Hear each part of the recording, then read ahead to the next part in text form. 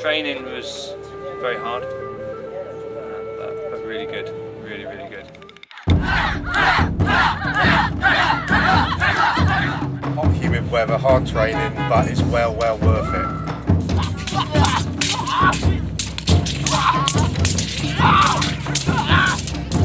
Training's really hard. Very good though, you learn loads from training.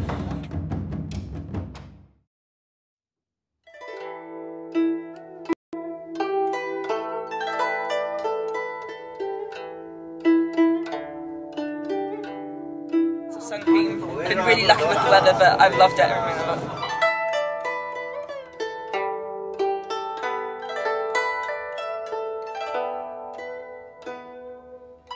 Sightseeing so far is fabulous.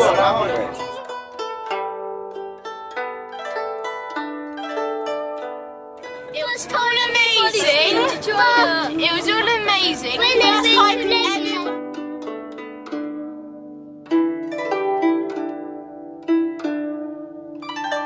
It was good, I liked it. Tired, but great, yeah.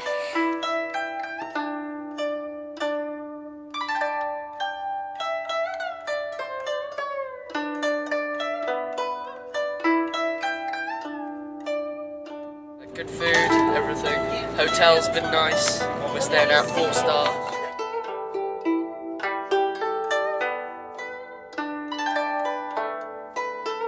Loads of people got to try Chinese rice wine, which was very strong compared to alcohol in this country.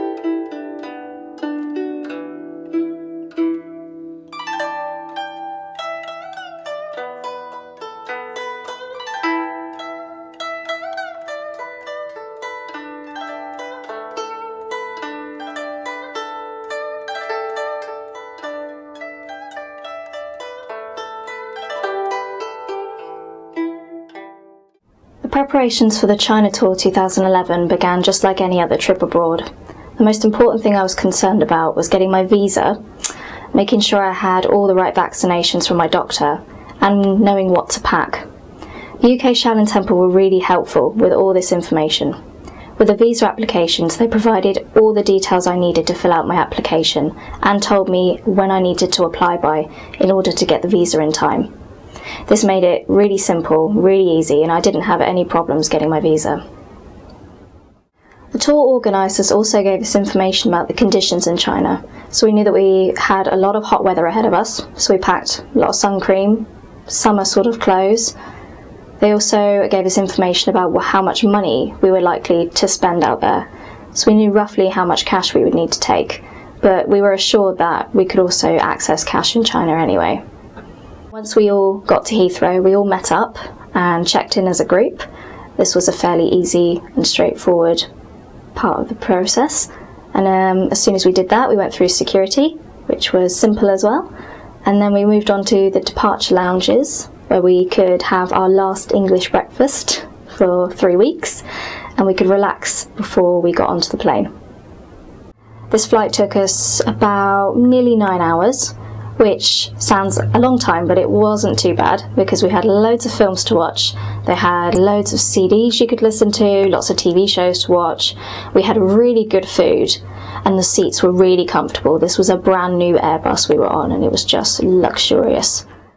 We arrived in the Yuntai region quite late that evening. We were very tired and we were in need of a good proper meal, but luckily the headmaster had prepared a delicious welcome meal at a local Chinese restaurant. The food was so good, except it was quite spicy and a lot of us weren't used to it, but we were so tired that it didn't matter. We were just glad to have a good meal in us. And once we finished that delicious meal, we went to the Kung Fu school, and to our surprise, all of the Chinese students were standing outside of the school and they applauded us as we came inside, which was very surprising. We didn't expect that kind of a welcome, and it was encouraging and we felt quite humbled by the experience. It was very nice of them.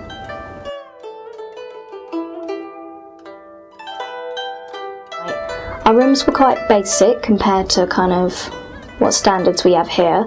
They were equipped with twin beds in every room. We had our own bathroom with a shower and toilet.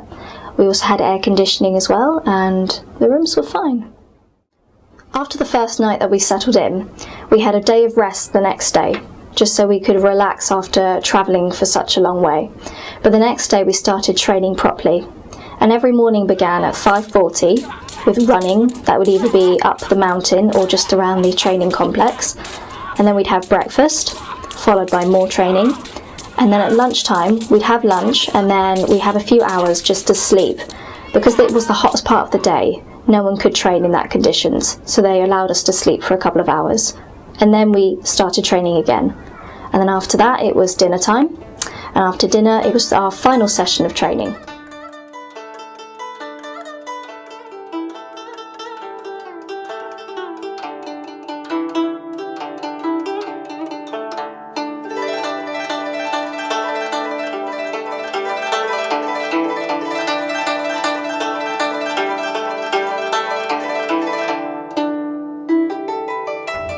Another part of our training that was really rewarding was being able to train in the mountain areas.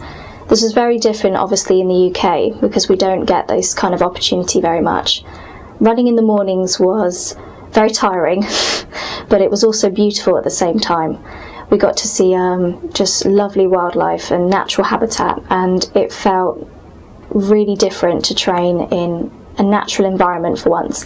It also makes us feel quite appreciative that we have indoor facilities in the UK, so we don't have to train in the ground.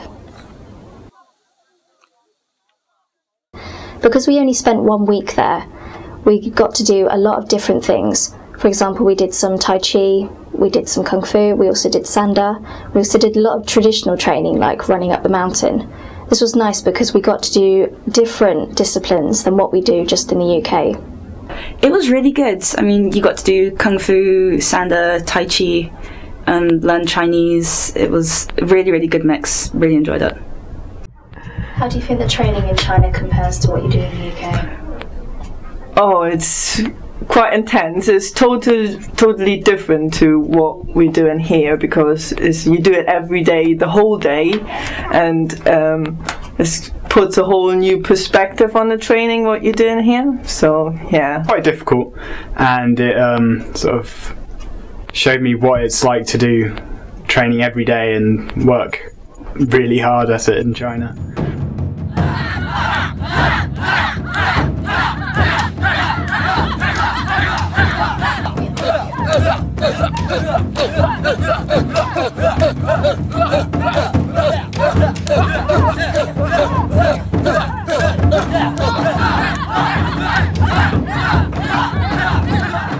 It was just two things I've never done. The training was really different, something never done before. I found it quite hard, but quite good in the end afterwards. Just like you feel really good once you've done it. It was really good, very hard, but yeah, it was really good. Pushed me a lot, especially the running and the jogging, and yeah, 8 hours a day. Hard for me, because I don't do much Kung Fu, but I did do it. After a couple of days, I did enjoy getting up at 5 o'clock in the morning. It's more intense because you're sort of doing it every day. We're doing it every day, and it's yeah.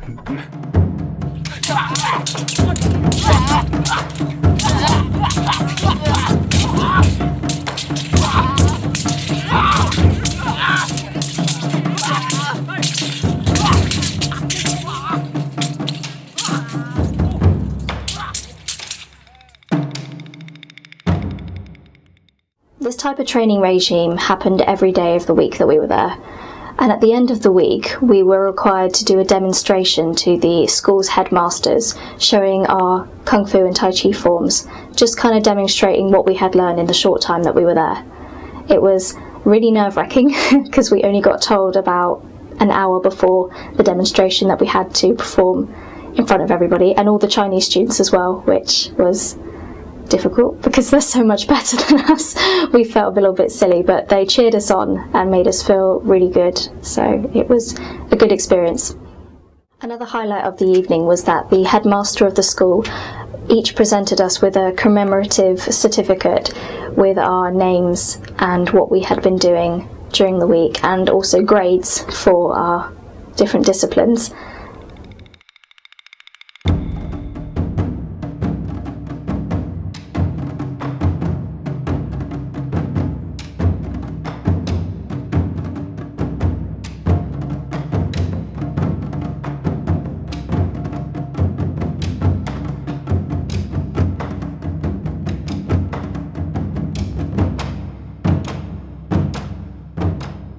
During the next couple of days, we explored the Yuntai mountain region area. Each day was quite hot, and it was also very busy because there were a lot of other tourists visiting the area.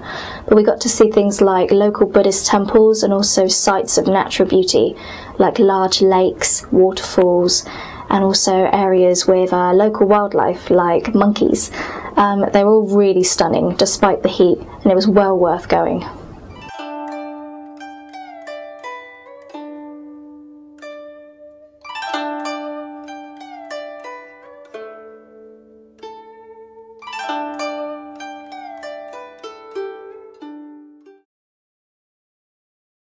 On the next morning, we started our long journey to Xi'an. It was another long journey, but luckily our bus was equipped with a little TV, so we could watch some Western films. When we arrived in Xi'an, we were driving around the city, and we got to see our first taste of ancient Chinese history. We could see all the city medieval walls, which was stunning to see, and it was quite incorporated with just the everyday style of the city. It wasn't kind of the modern and the old. It was both linked together really well. After that, we had a free evening, and we were offered to be able to go around the city to see local Xi'an stores, the shops, and also the beautiful bell tower that's in the middle of the city. We were taken to see our first site in Xi'an, which was the giant wild goose pagoda, and we got a guided tour around the Buddhist temple that was there.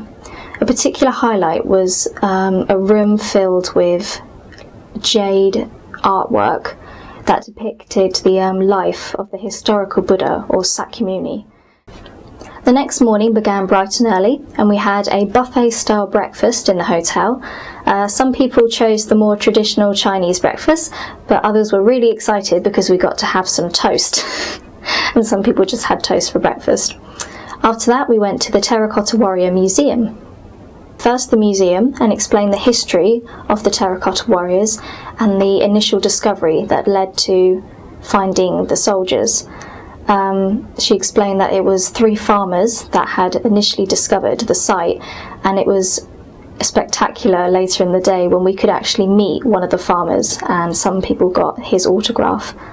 After that, we visited the pits, the archaeological pits themselves, and we got to see the terracotta warriors in real life. It was in a huge complex, and they were all laid out before us. It was amazing to see that not one soldier was the same as the other. Each were unique, and we were told that each one represented an actual soldier that lived in history.